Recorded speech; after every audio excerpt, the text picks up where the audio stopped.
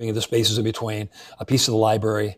Again, looking out of the reading room through the library, and what you're going to see out of here is going to be the roadway as it passes through. And again, I'm interested in the interaction of infrastructure, the most private use maybe, and the most public with the automobile. And then again, a piece of this water, which is going to kind of fill in here. And again, a piece of that that's now kind of part of a bridge that's going from the recreational center to the hotel. A piece of the hotel sequence and the, this is a bar.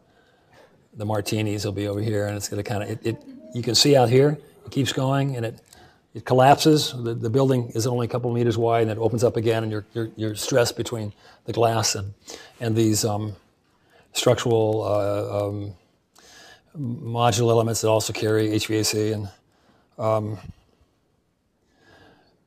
and then you're moving through the gymnasium and over a pool area, and then into this, and again, you can't see it, but outside is a part of the slope in the garden as it comes through, and you're part of the landscape. And again, that same, and getting closer to finished. That space, this of course is all water in here. And then I'm going to end where it leads to is really the next scale of projects. And on top here, that's a 747. I can't draw on it. And that's 5,000 feet.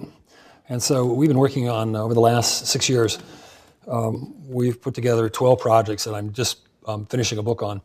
And the rule had to be, they had to be at least 1 mile in scale to make the cut. And these are various projects. That's a project in Pudong. And we're in, where are we? Damn. We're in, Rio. Yeah, I'm brain dead. That's Sydney. Did a large project there, et cetera, et cetera. But what happens is this notion of combinatory form, the use of multiple systems becomes much more valuable as the scale goes up. This is a project in Penang, and what that leads to is work that operates now at a completely different scale. And I would say a reconstructed present. If I was 30 years old, if I was talking to you that are the beginning of your architectural career, that a part of the future of our profession today has to be dealing with large-scale infrastructural problems. And what's taken place, of course, over the last decade is that one of the aspects of globalization has had to do with the increase in the economic aggregate.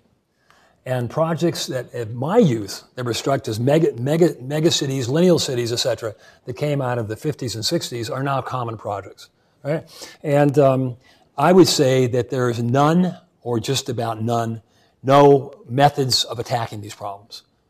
No one is really looking at the types of complexity of the types of systems and processes and methodologies that are suitable for this. And there's still an insistence on geometries and absolutely ludicrous kind of notions of formal ideas that have nothing to do with the city whatsoever, which has to be paralleled somehow to an understanding of our ecological, biological systems, and has to somewhere parallel that. And out of that, with the availability of integrative design, the radical shift of how we can integrate information through the digital environment will come studies that have to do with adapting to the huge numbers of complexities, specificities, contingencies, et cetera, that take place from city to city, and they will be highly sensitive to the differences of the place, whether it be in terms of the climate, location, the history and culture of the place, et cetera, and they will be able to find very, very different approaches to that problem. Thank you so much.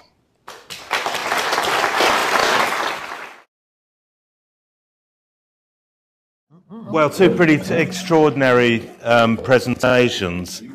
Yes.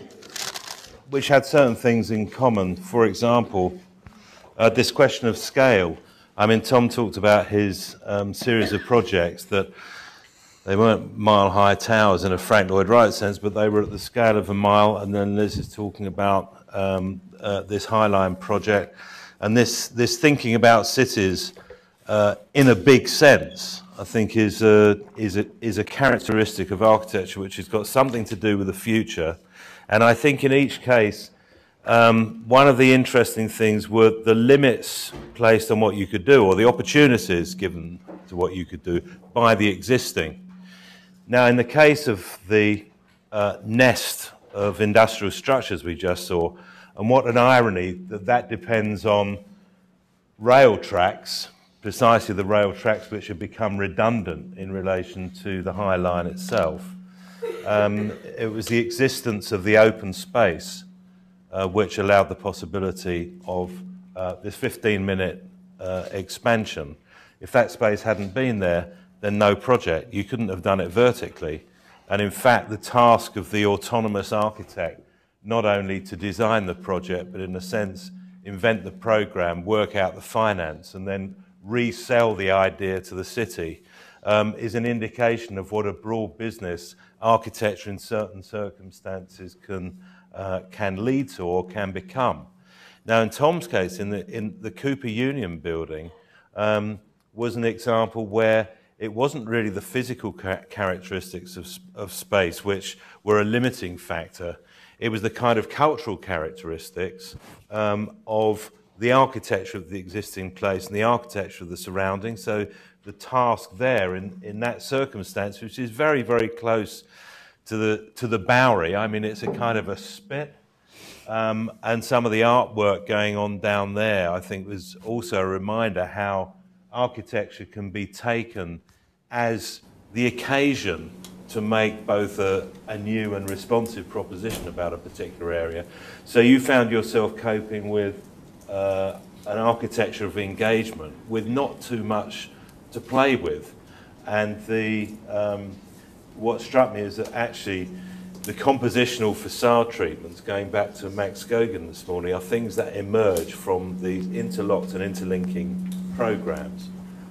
And then in Liz's case, actually what you end up with that project, that is quite unnecessary because it has nothing to do with compositional responses.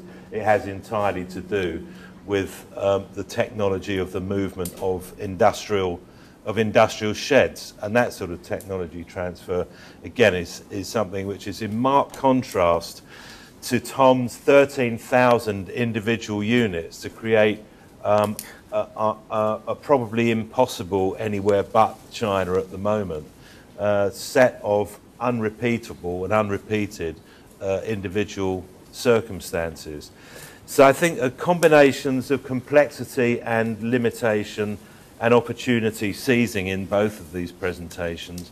And one thing perhaps I could kick off by asking you both is, if you were waving wands and if you were looking either at Shanghai or Manhattan or any other intense urban situation, are there things that architects should be arguing for or against in terms of what you do, what you don't do, and what you leave, in order to keep open possibilities and prospects for future developments, for uses and perhaps using technologies which currently we can only guess at? Are there arguments that architects should be making to city planners, to the owners of public land or even private land, as how we could future-proof to some extent whatever it is we may want to do in the next, say, 20 or 30 years, rather than in the next 5? Well, I mean, I'll just start with New York is a city of real estate, and it's not really there's no planning. The planning does not exist in New York, which is really unusual because in Europe it is a thing. It's a profession and it's a specialty. And in New York, you know, one thinks of occupying a site at a time. Very rare to think big.